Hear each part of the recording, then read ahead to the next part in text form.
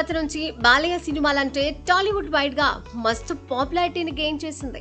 గతంలో బాలయ్యను విమర్శించిన వాళ్ళే ఇప్పుడు పూజిస్తున్నారంటే ఆయనకున్న క్రేజ్ ఏ రేంజ్ లో పెరిగిందో ఊహించుకోవచ్చు. డబుల్ హ్యాట్రిక్ హిట్స్ తో బాలయ్య బాక్స్ ఆఫీస్ ను దున్నేస్తున్నాడు. ప్రస్తుతం అఖండ 2 చిత్రంతో బిజీగా ఉన్న బాలయ్య అది పూర్తి కాగానే జైలర్ 2 లో కూడా నటించనున్నారు. అయితే జైలర్ 2 లో బాలయ్య రోల్ వేరే లెవెల్లో ఉండబోతోందని టాక్ వినిపిస్తుంది. బేసిక్ గా బాలయ్య అలా వెండితెర మీద కనబడగానే ఒక పవర్ హౌస్ ను చూసిన ఫీలింగ్ వస్తుంది. గత చిత్రాల ప్రభావమో లేక బాలయ్య క్యారెక్టరైజేషన్ తెలియదు, కానీ బాలయ్యను కొన్ని యాక్షన్ సీన్స్ లో చూస్తుంటే ఆయనకు మాత్రమే సూట్ అవుతాయేమో అనిపిస్తుంది. రీసెంట్ గా అఖండ 2 టీజర్ లో త్రిశూలాన్ని రౌండ్ గా తిప్పే సీన్ వేరే ఏ హీరో అయినా చేసి ఉంటే సోషల్ మీడియాలో ట్రోలింగ్ కు గురయ్యేది. కానీ అలాంటి సీన్స్ బాలయ్యకు మాత్రమే సూట్ అవుతాయా అనే రేంజ్ లో ఈ సీన్ ఉండడంతో ఫ్యాన్స్ కు పిచ్చి పిచ్చిగా నచ్చేసింది. అయితే ఇప్పుడు జైలర్ 2 లో కూడా అంతకు మించిన సీన్స్ ఉండబోతున్నాయని టాక్ వినిపిస్తుంది.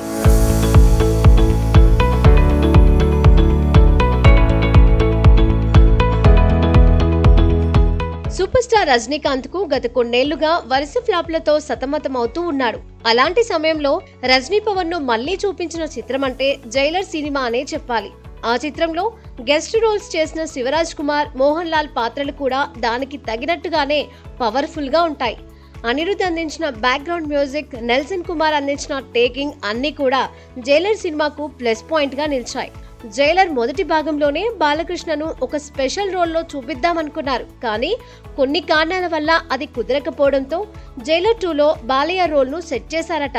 ఇక నెల్సన్ దిలీప్ కుమార్ కూడా బాలయ్య కోసం కొన్ని పవర్ఫుల్ యాక్షన్ సీక్వెన్స్ ను ప్లానింగ్ చేసుకున్నారట. ఈ సీన్స్ సినిమాకు హైలైట్ అవ్వడంతో పాటు రజనీకాంత్ ని డామినేట్ చేసే విధంగా ఉండబోతున్నాయని టాక్ వినిపిస్తుంది.